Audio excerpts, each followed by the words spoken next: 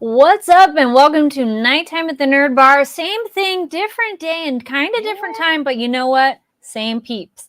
And we're excited to be here, and we will get into all things anime. If you're new here, because maybe you're watching because it's a different time, welcome. Hi. We have a live chat, and there's even my notification We that had we're a going sound live. effect at the perfect time. That was my hey, we're going live. So that's a slight plug of make sure you subscribe to this channel and put on your notifications so you don't miss it, because normally we're Mondays at 7:30, but sometimes life happens, so we can be at different days and time. So we appreciate all of you tuning in. We're also bringing that Monday energy, even though it's Tuesday. Absolutely. Let's be completely real here. Yes, I was doing a bit of traveling, so I'm very tired, but I'm happy to be here and talk about these episodes because they're very exciting. And I'm just tired because life is a thing. Yep. It is. All right. Is a thing. First flub, let's go. But yes, introducing ourselves in case you don't know. Hello, I am Carrie Lane. And I'm Katie Cullen, and we've got a nice little red versus blue thing going on here. This was not planned. This is what I wore to work. This is what I wore for work for my thing. Which stay tuned for that, because that'll be at the end of cool things we're promoting. But first up, we'll start off with our general umbrella of things we are excited about. Yes. So this is all things we're excited about, which also stay tuned, because then we'll be talking My Hero Academia and Spy Family, in case you are new and you're like, wait, you talk about anime too? We are going to talk about anime. I know. Of course we talk about anime. Which, speaking of that, let's start with our first, what was I going to say? Convention or Crunchyroll? Convention. Yes, the things we're excited about. My brain's still on East Coast. No, it's not. But we had an order that we figured out, and then you just kind of I was like, oh cash yeah, that. dump things, You just cash dump it. All right, for those of you who were not aware, LA Comic Con was this past weekend. We've talked it up for a couple weeks coming up, and I went to do some coverage, and our producer was also there for a little bit just to kind of have a good time. And guys, I love LA Comic Con. I love it so much. It is the perfect mix of just nerdy fandoms. There was an esports and gaming area. There's the Artist Alley is the perfect mix of your usual anime convention fare, your fan merch, your stickers, your pins, etc., and professional and amateur comics artists. So just the balance here was incredible. The guest list was phenomenal. The panels were so good. The panel that I sat in on, because I was chilling in the lounge area next to it and listening, they had Steve from Blue's Clues, and they had him up on stage and they were interviewing him, and he was talking about mental health and during the pandemic, and how when he started Blue's Clues, he felt inadequate, like an educator should be the one reaching out to teach children. And then he just kind of worked into the role and was able to bring that experience in the role when he started doing stuff during the pandemic. So that video that went viral about him just telling people like, hey, you're good enough, we're going to get through this. Oh, that was a good one. Came from his experience of doing Blue's Clues forever. It's not just my reputation is Steve. It's I am used to reaching out to people and educating and helping them through this role. So I don't like to cry at conventions, but I was sitting there tearing up listening to Steve. And that was one panel, you guys. That was one guest and one panel. I have the wrap-up release from LA Comic Con. 126,600 attendees, 850 vendors, 1.2 million square feet, and one of the biggest, again, guest lineups that they've had in a very long time. Simu Liu, Ming-Na Wen, Giancarlo Esposito. They had a reunion for the Jimmy Neutron voice cast. Like, they had all sorts of fun stuff going down. There was a Q&A for the Dragon Ball Z cast, so that wonderful cadre of humans were there. And if you're interested in seeing our interviews with them, they're on that channel. We talked with them before Superhero dropped. So LA Comic Con, 33% bigger than last year, this year, with that 126,000 attendee mark. That was just the attendees. There were also online badges that people could buy if they were not able to attend or not comfortable attending, which is absolutely fair. And they were able to watch the live streams of the main stages and the panels. There was an esports area, there was a gaming area that had all sorts of tower PCs set up and you could just come in and game. There were board games, there was an anime corner, there was all sorts of fun stuff. And as I always do with conventions, I have some of the merch I got next to me. Is that a guillotine? Oh, that is a guillotine with flowers. I love the person who did these. That is cute. She did the tote bag that I bought from her 5 years ago at a different convention and have been using as my tote bag for everything ever since. And she had another one that was death with flowers all over them, like the Grim Reaper with this beautiful floral pattern. And I'm like, I can't buy another tote bag. And she goes, I have pins, I have stickers. So I got 6 different stickers, including this absolutely beautiful floral guillotine. That's so cute. I found a little hole in the wall vendor that made a dunce chair for when your dice are misbehaving when you're playing D&D. And it's also mimic. Look at those teeth. Wow. So your dice jail is a dunce chair and a mimic, and it can fit 2 misbehaving D20s. This, and it's, you can see it says dunce on there. It's so stinking cute. Yeah. And then, because I had to, I got a friend. Oh, yay! Look at that dragon. Metal? No, 3D printed. Oh, cool. Like, it's just the way it moves looks so weird. I know. In a cool way. It's printed all in one piece. But like it's pretty hardy, like that make it. Yeah. Yes. Like they're meant to be toys, but they are. It's jointed so nicely. It's printed all in one piece. The wings move. The wings are ball jointed. Like there was someone that had probably 80 of these on the table in all different sizes and colors and types. And I paid him for a dragon and then spent a good 20 minutes figuring out which one I wanted. So that's just part of my spread from the vendors and the artist's alley. A dragon, a floral guillotine, and a mimic dice jail. Like, that's just a fraction of what was there. And that tells you of the variety that's available at LA Comic Con. So definitely, if you can catch VOD of the panel, if it's available, definitely check that out. I did do coverage of this on our Instagram. So go to the Fanversation Instagram, and it is a highlight, including the people from whom I purchased several of these wonderful things. So like, if you want to know who did that, I want one. The credit is in the Instagram highlight. Yeah, we had a really good time. Thank you, LA Comic Con. It was a blast. Very cool. Yeah, that's a convention that's nice because it's also not too small and not too big. Yeah, like it's a good size. I could actually find parking there. Can't do that during Anime Expo. Managed to do it during LA Comic Con. So it's nice. It's definitely towards the larger size, but it's the bigger end of mid-size. Yeah, that's a good way to describe it. Yeah, like it. Then rewinding back to, as I was saying, on some news. This is from Crunchyroll. I feel we had mentioned before when this was like along the way of getting production. So now we have details. So Makoto Shinkai's highly anticipated Suzume will be coming to international audiences beginning April 12th in 2023, which as this year is going, will be here before we know it. It feels like, oh my God. Right? It's December. Right? I'm like, oh, it's going by so fast. Yeah. But the kind of key art for that looks absolutely beautiful. And it's one of those, we're always excited to have anime in theaters. Yeah. Looking at a couple dates, we have April 12th for France and Malta, 13th for Australia, Brazil, Germany, Mexico, New Zealand, 14th for Austria, Belgium, Canada, Gibraltar, Ireland, Luxembourg, United Kingdom, and United States. So most of you, I think, are here in the US. So look out for it on April 14th.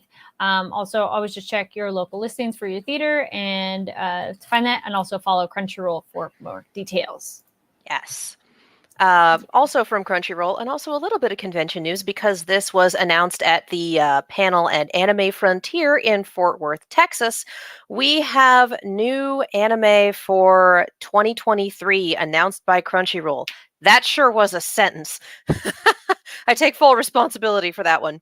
Crunchyroll confirms Handyman Saito in Another World. The legendary hero is dead. Campfire cooking in another world with my absurd skill and more for 2023. And I went through and I looked at some of these and I think I cried laughing at one of them because the connections were made. So Handyman Saito in Another World, isekai, guy wakes up, he is able to fix things and take care of things in a way that most of the wizards, etc., can't. Like, oh, your shield broke?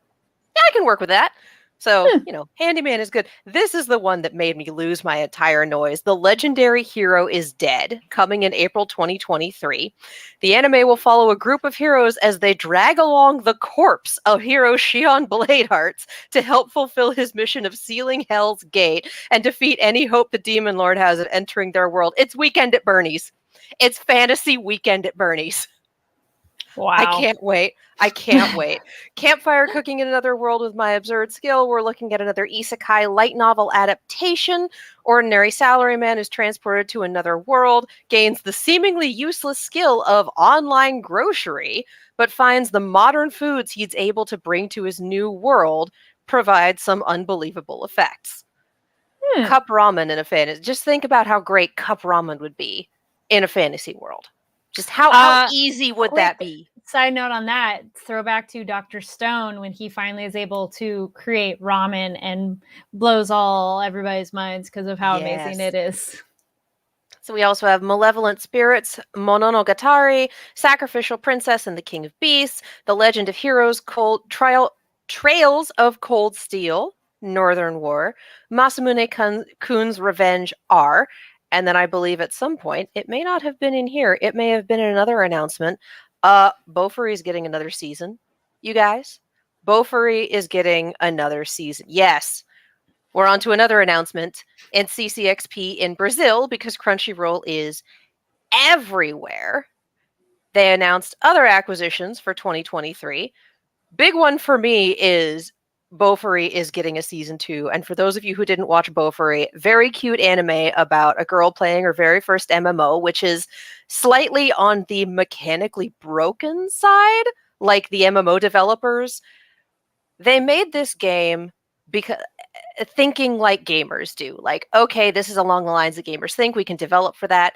This girl who's never played a game in her life gets the game because her friend wants to play with her, winds up playing it without her because her friend is grounded, and winds up breaking the game because she doesn't think like a gamer and she doesn't think like the developers do.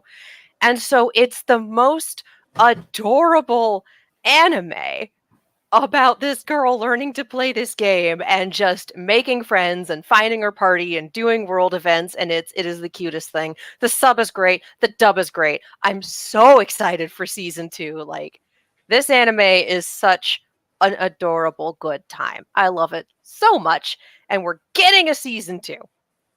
We're also always getting down for cute animes for sure. Oh my god! If you haven't watched Bofuri season 1, food anime. Do it. Comfort. That's exactly what it is. It is comfort food anime.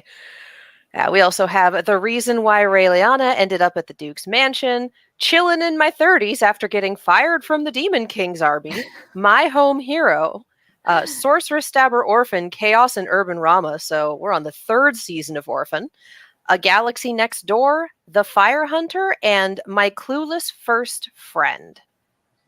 So just a bevy of things for 2023 for what I'm assuming is going to be, some of these are winter season and some of these are spring season. I'm seeing a lot of January and I'm seeing a lot of April.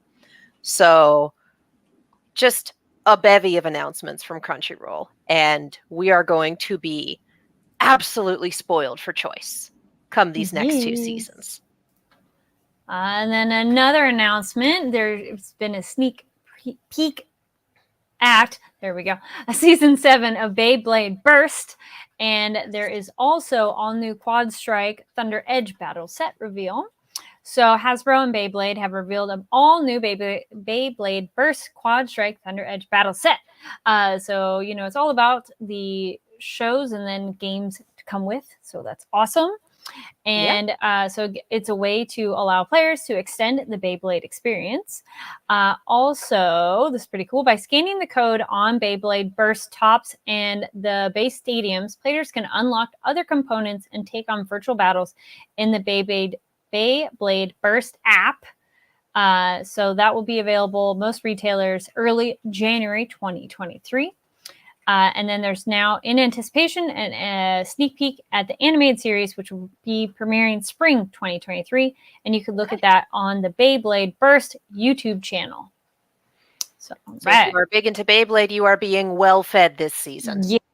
And coming up soon. And yes, all things there. Yeah. And alrighty. So then the other. Still other things we're excited about. Yes. Yep. Give me the banner. Give me the banner. Oh, yes, because it gets its own.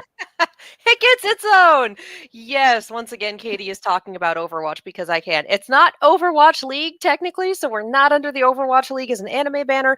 What is happening in the world of Overwatch is Season 2 Battle Pass has dropped as of today because they like to do Tuesday updates. So as of Tuesday, December 6th, the Season 2 Battle Pass has dropped. The big deal for this one is that we have the release of Ramatra, the new tank, the Omnic head of Null Sector, and there's YouTube videos. People have mined his lines and his interactions, and oh my god, he's such a petty bitch. I love him. He's so petty to everyone. It's amazing. And there's also some good Zenyatta lore in there because Zenyatta is only allowed to get lore when it's in conjunction with other people. So Ramatra is dropping as part of this battle pass. I believe if you do the paid battle pass, it's like level 1 in much the same way that Kiriko was. Unlike Kiriko last season, for the free battle pass was at level 55, they bumped Ramatra to level 45. So to make him a little easier to unlock this new tank, we also have a Gods and Heroes theme going on. So there's a whole bunch of Olympian themed skins. Yes, they do have a Ramatra skin. Yes, it's Poseidon. Yes, it includes octopus tentacles. The designers knew exactly what they were doing. The skin is terrifying, and let's be real, I love it. I love it. And a lot of people who are here for, shall we say, the aesthetics also love it.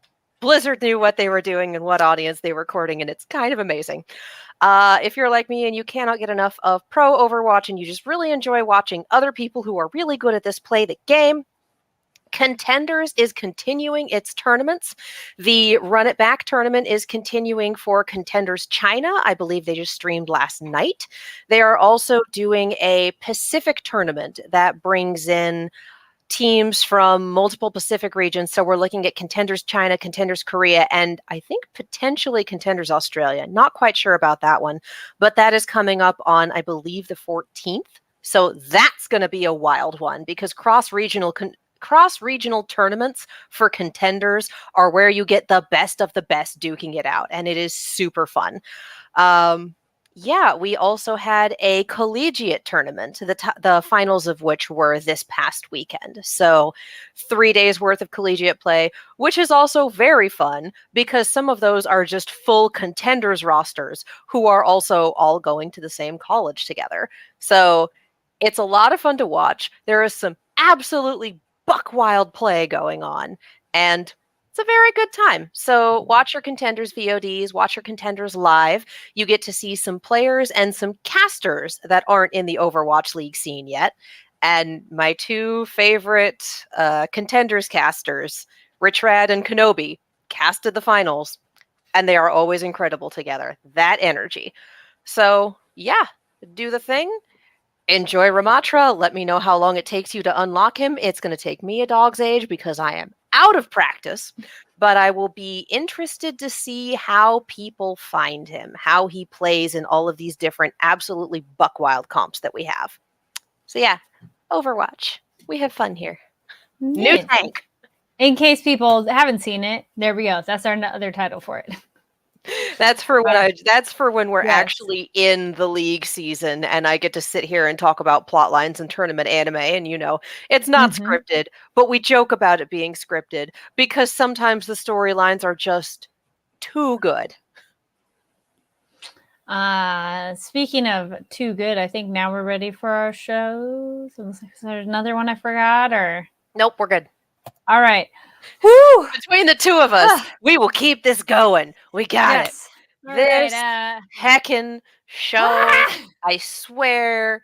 So looking at the preview between this and Tyler from Crunchyroll, whom we love, tweeting out, "Oh, anime onlys next weekend are going to have their minds blown." And I'm sitting here going, I think this has one of the spoilers that I got for this. Like, I think this next weekend is going to be one of the manga spoilers that I have.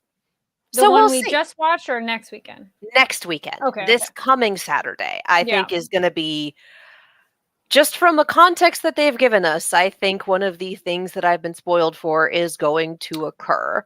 And I think I'll just be sitting on Twitter and going, I'm not going to say anything. Well, because I think I know about that too, if it is. But I forget where I found it. Given the preview for... So, yeah.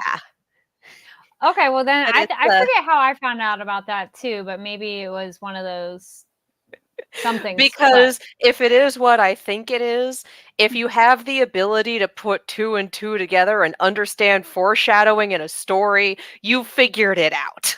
Like, and there's no shade to people for whom it is a surprise. Like, nothing wrong with that. Nothing wrong with taking things as they come.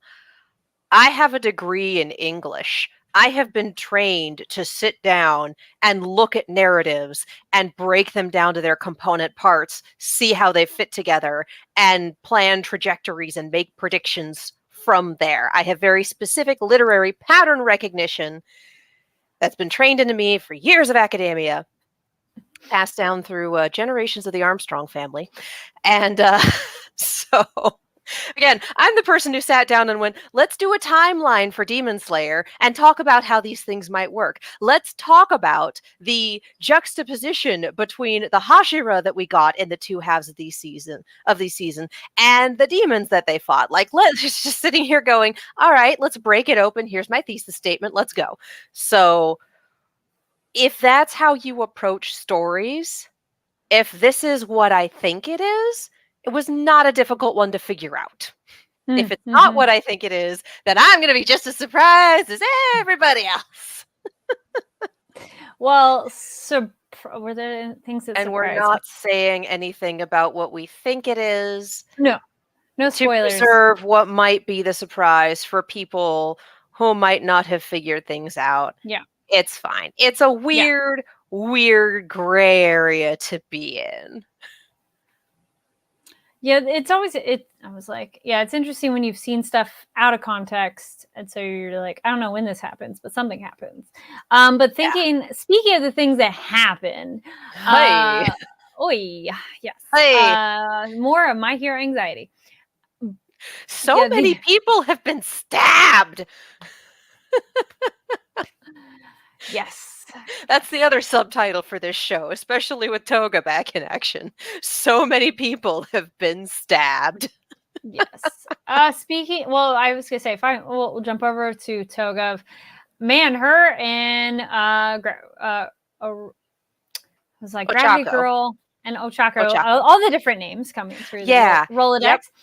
I was like, ooh, their standoff was like, this is a horror movie right now of like dun dun, like thriller, scared of the voice coming from everywhere, the darkened doorways. I know our girl has those martial arts skills more than in previous times of encounters, but it still makes me nervous. Oh yeah. I appreciate where Toga is at, though. Like, I think this is a very good question, logic, train of thought. Oh, yeah. And I think this is a very interesting place for this character to be, especially with how she approaches the world. She just had someone she cared about very deeply die right in front of her, killed by a hero who, presumably heroes aren't supposed to kill, they're supposed to capture. It's supposed to be this standard that Hawks basically did not live up to, this public standard, because sometimes the dirty work just needs to be done. And that's what happened, and it was a tragedy. So Toga dealing with this, having very little time to deal with this, because this has all taken place in less than an hour.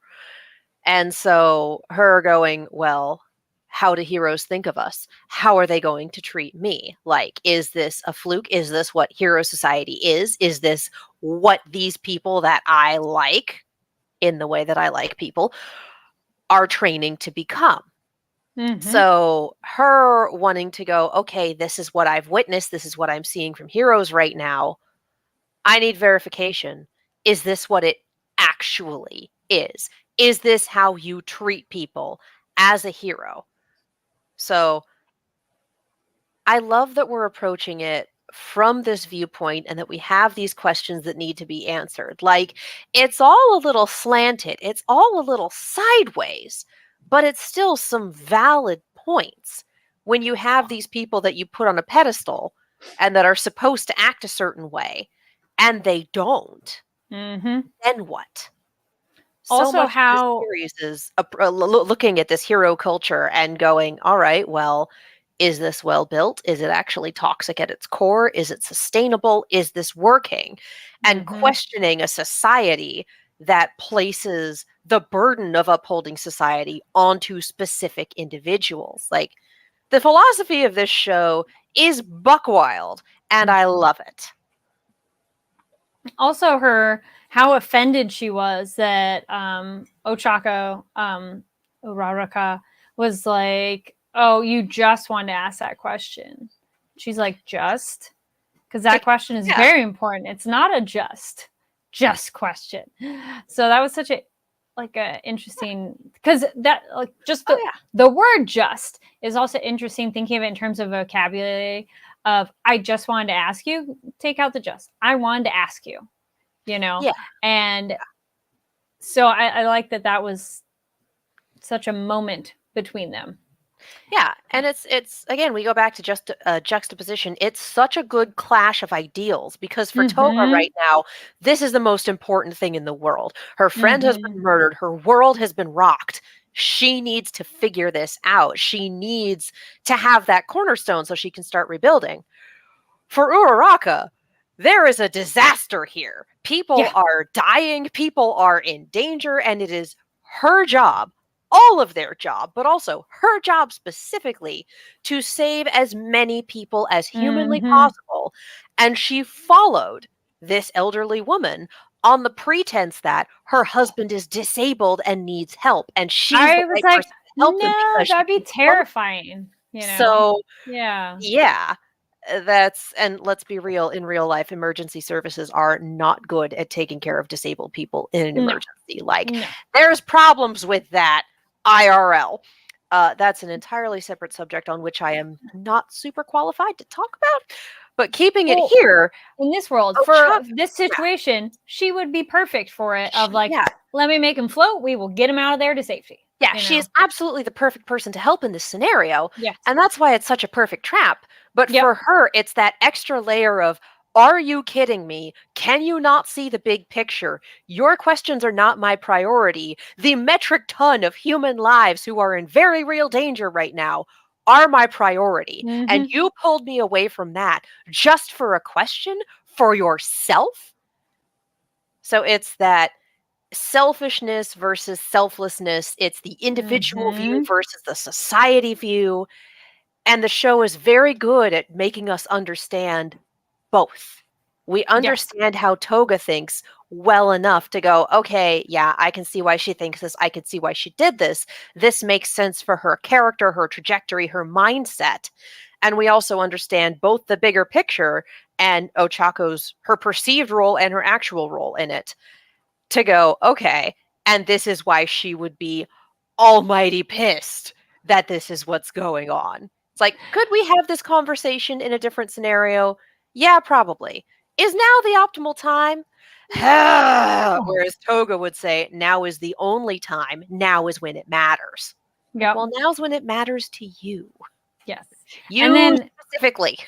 Parallel and flip side, we have the all for one, one for all dynamics in their fight too. Oh yeah. Whew. We have Deku shoulder arm losing monster. his entire mind. Yes. That was going to be one of the other thumbnails where he's like, like the eyeballs and biting. Yep. Making the tactical mistake of getting way too heckin' close. Yes. I was like, and having this conversation with One for All and All for One and with Nana and with Shigaraki. And it's just like, oh, the gang's all here. Hi, everyone. Also, we get a little bit of that reveal because remember we were saying that one other person in the line who we didn't have information on, that essentially he died with anger taking over him, possibly, is what I got from that comment. Did you notice that too? Because I think it's All for One says something to the extent of that's how that one died. And referring to Deku's having anger taken over him. And that was that journal entry or so that was crossed out. Oh, that I didn't put that together with the missing journal entry. That's my guess. Very good point. I thought he was referring to All Might. I didn't pick up on a death thing. I picked up on All Might acting out in anger when his mentor was killed. And that's also when he got the stomach wound that hecked him up. It could be too. Like, that's what I got from that conversation was, oh yeah, the previous one acted out in anger. And that's when, because I believe that was the same fight where All Might got wrecked in the same fight with All for One that killed Nana. But that's also when, very good point. But then it was also All Might talking with Kacchan, and he doesn't go, yeah, that was me. All Might doesn't say this is referring to me. I'd forgotten about that. So I had not put together those two. I thought that was what the reference was for. We'll find out, I guess. The theory too. Yeah. I'm like, I like both of those. Yeah. I feel that'd be soonish. Yeah. I did appreciate the pulling in other people's quirks brings in the personality of that quirk user with them that I would have nightmares about the people whose quirks I'd stolen. I'm like, well, gee, did the visit from 3 ghosts on Christmas not clue you in that maybe you're doing the wrong thing? Yes. It's not 3 ghosts on Christmas. It's all of them every month. All the time. And then he's like, I don't remember them afterwards. And you're like, it's like, once I pass on the quirk, I'm scot-free. I don't have to deal with them anymore. I just have to deal with all the other ones that I've stolen. Yeah. It's fine. So and that is why One for All passes on. It's keeps people within it, passes on their consciousness, etc. Like, this is some weird metaphysical noise that I'm not entirely prepared to engage with, because that's a whole other level of, so how does the afterlife work in this world then? Do they just get from it? Or like, are they there, but also a piece of them is here? Like, again, we get into some weird metaphysical noise with this one. It's very bizarre. I can't say I'm not here for it, but that's also not a rabbit hole I expected or wanted to go down. Yeah, it's a weird moment where Nana's like, oh, I didn't think I'd see you after death. I'm like, oh, okay. Like, oh, hey, cool. What? What? Anyway, I think the big thing that I pulled away from this, and this, again, we're talking about cracking open the story and looking at the bones. Going into parallelism for this one, this society has been one that's based on ranking heroes, the number one hero, who's the best, All Might making himself into the symbol of hope for this nation, for this society. And the difference between putting it all on one person and spreading the burden to many. And we got that with the hero license test, with the testing teamwork. How well can they react? How well can they work together? But also with this All for One's idea of only being able to use people, only seeing people as far as they go on their individual strengths, and calling Deku weak because he let his anger get the better of him. He always needs to be protected. He always needs to be taken care of. You pick someone who's useless. And the flip side of that being One for All, looking at everything and going, he works with his friends. He cares about people. His anger comes from other people being injured. Like, this is someone who is very, very connected to society at And large and the selfless. people around him. Mhm. Yeah. This is some Kingdom Hearts. My friends are my power noise, and I'm here for it. I'm very much here for it. So just the dichotomy between those two mindsets and the fact that those two mindsets are the backbone of the story, the moral, what we're trying to say. It's initially presented to us as the story of how I became the greatest hero, but y'all, this is very much a team effort. If it weren't, we wouldn't have spent as much time fleshing out literally everyone else. And speaking of everyone else, the other moment too, Ida realizing I'm going to run to danger and disobeying rules, Mr. Follow all the rules. I know, right? Pearl clutching. But he points out like he's doing this because his friends helped him and he can't stand by and do nothing. And so I was proud of him for like, that's some good trouble. You know, he's breaking the rule, but for a good purpose. I get it. I'm also sitting here going, you are the only one who's obligated to touch the ground. Oh my God, don't. Just, I very much understand the emotional resonance and the reason behind that. Mm-hmm. I can't turn off the part of my brain that goes, the practicality of this is going to get you murdered, sir. There's that, yeah. Yeah. But they don't know that it's not active at the moment. But it's also at the moment. It's also something that you just have to keep in mind. Like, you don't know what the state of things is out there. Yeah. Comms are down. For all you know, Aizawa was down as well. As it turns out, he is. He's not dead and he's not quirkless, but oh boy, he's one leg short. Yep. Maybe Ida can show up, grab him, and get him out of there. Yeah, maybe. It's there like let's get him out of here and to medical to get a tourniquet applied. Mm-hmm. Let's because Rocklock was not doing well at that whole tourniquet thing earlier. So it's like, guys, really. Can we just please? Yeah. You bleed out really quickly from wounds like that. Yes. Anyway, man, this episode was a lot.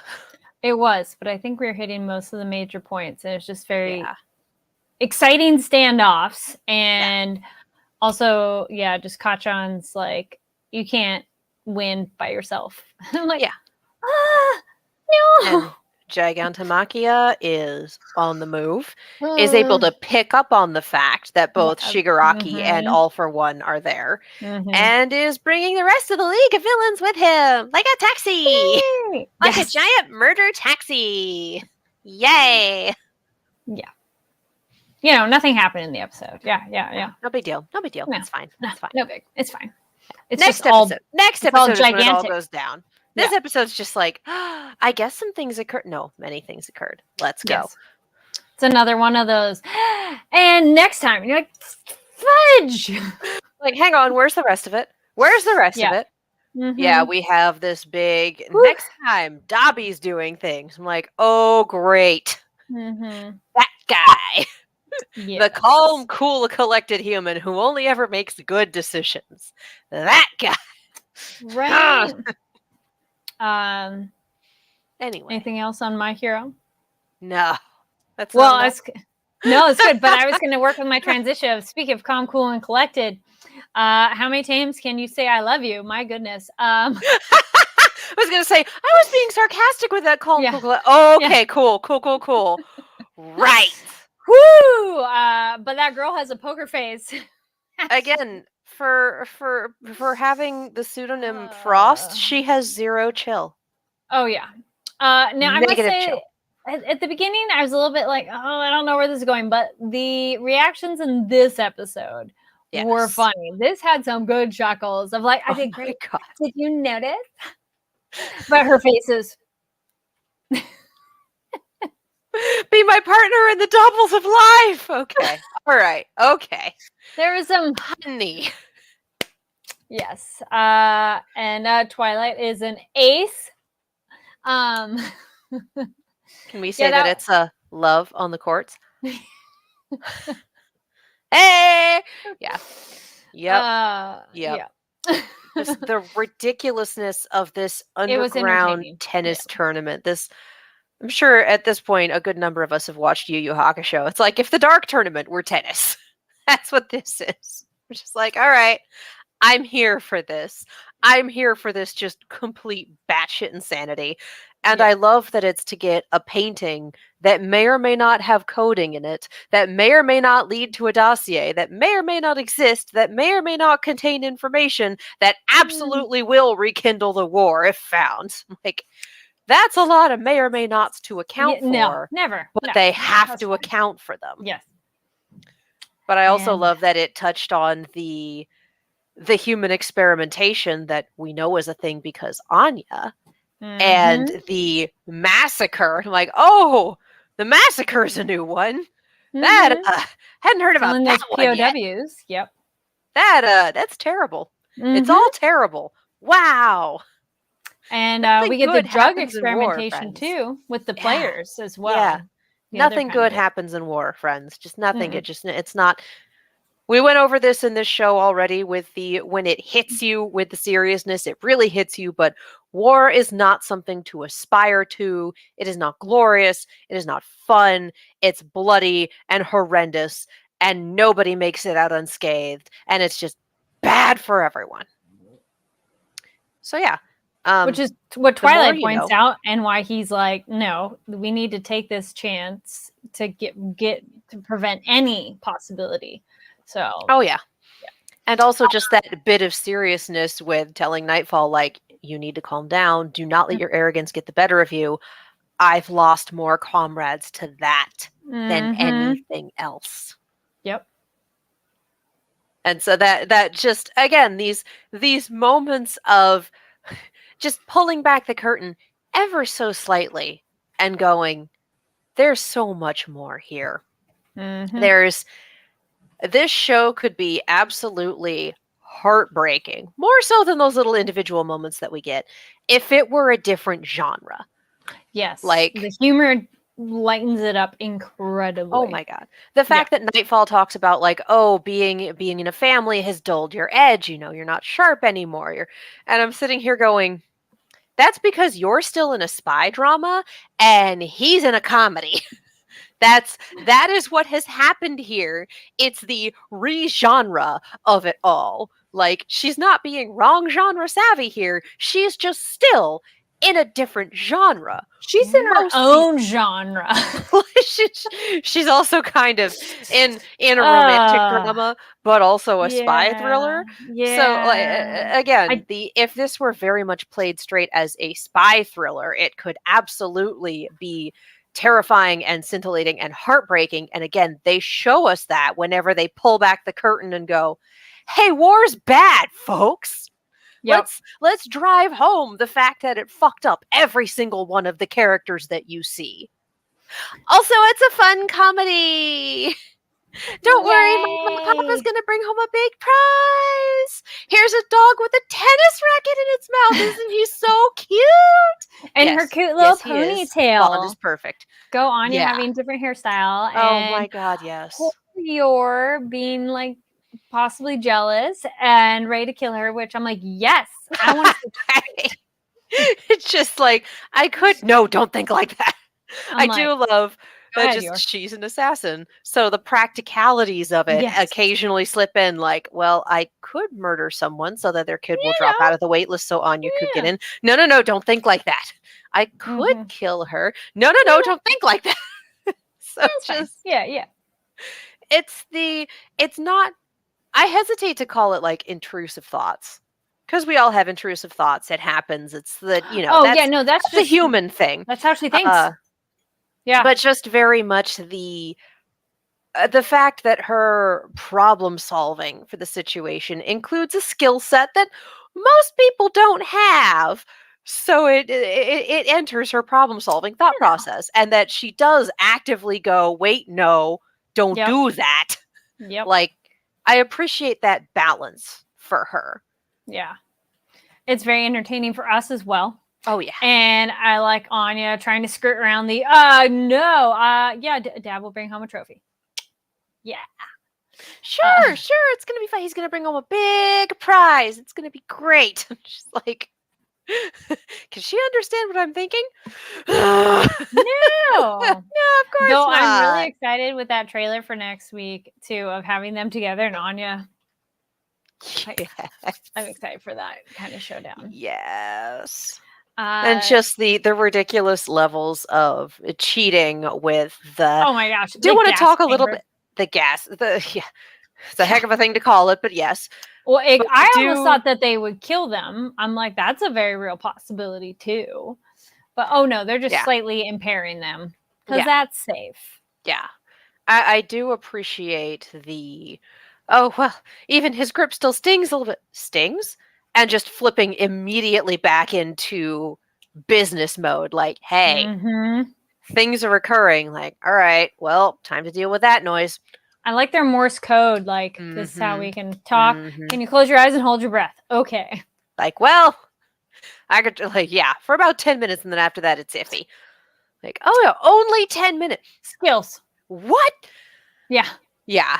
So, and then just the rocket racket and the whip racket and the having someone back there messing with the court, just like, okay, there's home team advantage and then there's bullshit. Yeah, this is a bit far. Yeah. But it I love it though. It's entertaining for us. Yeah. Yeah. But yeah, this one I appreciated the silliness hit right with me this time. Because I think last one I was a little bit like, I don't know, where's this going? But this one, some out loud chuckles for sure of like, all right, that's funny. It's a silly premise played straight. Yes. In a comedy.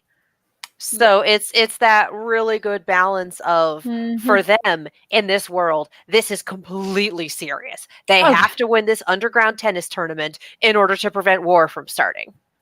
And then on the other side of the fourth wall, it's like they have to win an underground tennis tournament to prevent war from starting. Okay. Just the absurdity. They're not allowed to call it absurd. They can point out, like, really, he's having a tennis tournament of all things? I mean, okay, but they still have to take it seriously. We on the other side of the fourth wall could be like, this is nuts. This is bananas. I love this. So it's not always easy to execute that sort of balance. But the show is so good at it. So good. It skirts that line so well. Oh yeah. No, it really manages to thread that needle, and that is not an easy thing to do. No, it was very entertaining, and I am here for it so much. Oh yeah. Yes. Good times. I feel that was anything else on that one. I don't think so. No, I don't think so. Nope, covered it pretty well. Yes. So stuff. I'm gonna has the word stuff, but I said things. But stuff and things and stuff. Yeah. Stuff you should check out is our segment where we let you know about things we're watching, reading, games, whatever we would recommend for you to check out. Yes. I was like, haven't had a lot of time to watch stuff. I'm still watching Chainsaw Man, which is awesome and over the top, gore, fantastic. I watched on the plane Downton Abbey. I think it's the end of an era or the new era. And it was one of those, like, if you're a Downton Abbey fan, yeah, it's a nice next installment. Did we need it? Did I like it better than the last movie? Possibly. But I don't know if you wouldn't watch it. Like, don't watch it if you've never watched a show, because it is all the buildup of everything kind of coming to the end and everybody kind of getting their happy ending of people coming together. If you don't have that context, be over your head and you won't get it. Yeah. But yeah, otherwise it's cute. And, I like period piece stuff most of the time. So it's a nice lighthearted movie, all things considered, to watch. Yeah. Nice. What about you? I haven't been watching anything new because life is occurring in all of its various phases and stages. And every time I'm like, I'm going to do something new, my brain's like, well, we need to go focus on this other thing. So just put on something you've watched a million times so you can have. This is part of why I love listening to live Overwatch, because it's one of those, if I miss something, it's not like a plot or I have to go back. It's the right level of energy and detail from the casters. Like, it's such a good time. I do highly recommend going back and watching the VOD for the collegiate tournament. It is really, really good. Aside from that, it has been all of the usual YouTube stuff. So 10-minute power hour, we were talking about Beyblades. There is an episode where they play with knockoff Beyblades, and it's one of the funniest things I've seen. They're knockoffs for a reason, and there is an injury. So yeah, one of those like, how'd you get injured with a Beyblade? And it's like, well, the answer may surprise you. So again, 10-minute power hour, always super fun. If you still want spoopy things, if your spoopy season lasts all year, Ryan Hollinger and Kill Counts on Dead Meat are both incredible channels to do. Yeah, Jaden Animations has been live streaming for like a week and a half at this point. She does absolutely fantastic little almost storyboard style animated videos that are so much fun. She talks about video games, she talks about speed running. She has a couple of Pokemon Nuzlocke ones that are phenomenal. And she's basically been doing a subathon stream where every time someone puts in money, it adds more time. So the counter just continues to be at like 150 hours consistently. So that has been what I've been watching. She's been doing Mario Kart with followers. She did a D&D one-shot with some of her friends. She did Stardew Valley all day today. She's been working on a Nuzlocke for a Pokemon ROM hack called Pokemon Sweet, where they're all like foods, and instead of like fire, water, grass type, etc., it's like cherry, raspberry, chocolate, vanilla. It's very interesting. It's a heck of a ROM hack. It's unbalanced, but it's cute as hell. So like, if you just want to put something on, if you like streaming, if you enjoy listening to people talk and like cozy games, Jaden Animations has been doing a live stream consistently for, again, over a week, and it shows no signs of stopping. And then at nighttime, she switches it over to basically Twitch Plays Pokemon. So you and everyone else in the chat can do Twitch Plays Pokemon, which is beautiful, beautiful chaos. I dig it. Yeah. That is what I've been watching this past week or so. I just throw that on while I'm working and listen. Yeah. That's how I do. Those are nice to have on in the background, those kind of comfort shows. Well, then I guess slight shout out. I started rewatching Doctor Who from the new revamp. So 9 then. Yeah. Nice. So not the old school, new school version. And it was nice to watch it like while I was working on something. And if you've never watched it, I recommend starting them, because it's one of those things of, it's cool to see the journey and the process. Are they the best episodes? That is very subjective, but I think again, it's context. Seeing that journey and progression matters more when you can start from the beginning. I mean, yes, even older stuff would be great too, but if you want to start with the new stuff, good spot to start.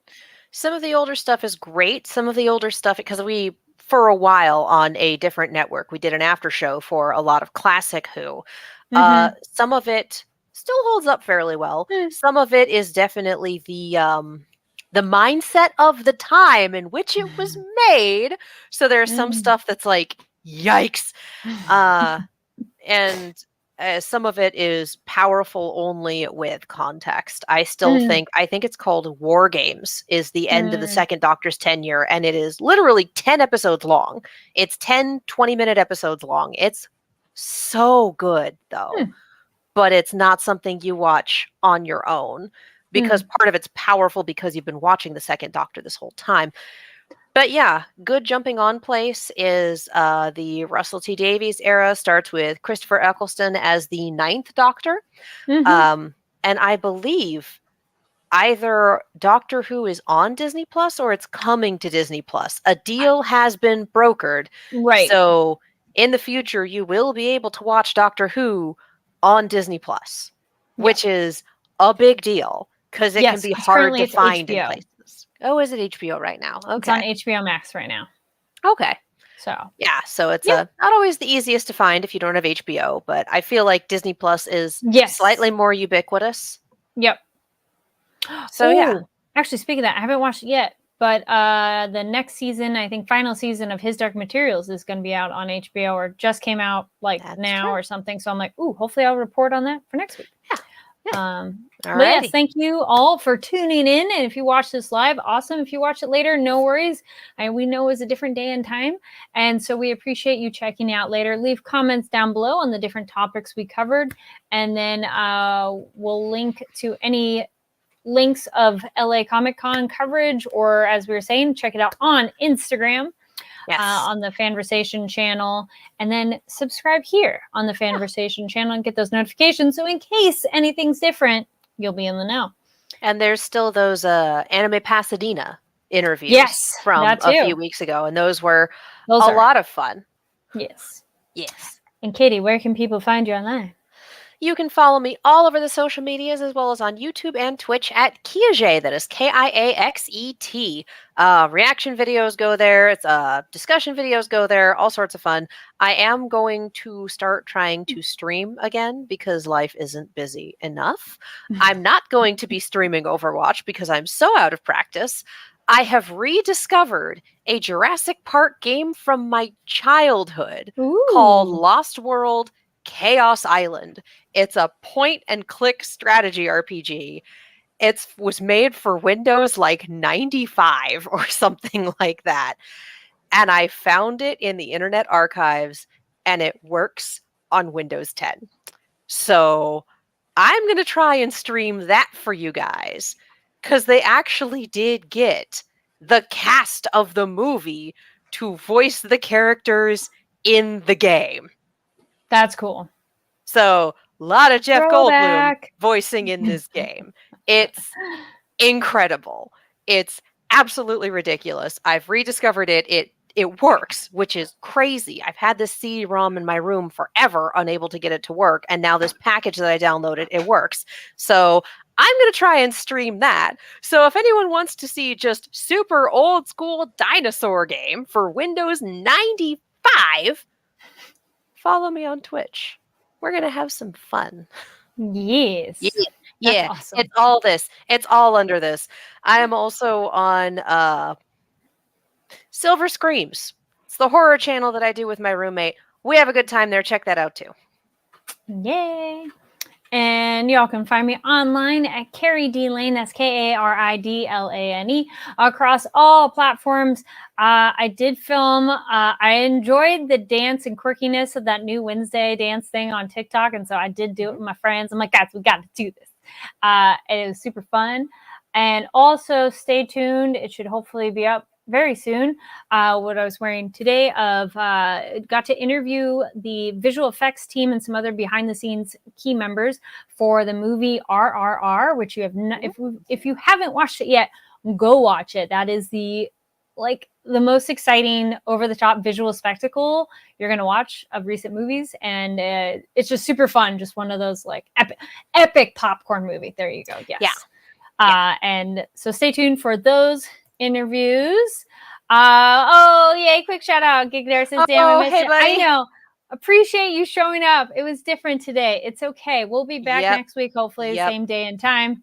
But yeah, stay tuned for that. I'll be linking that on my channel.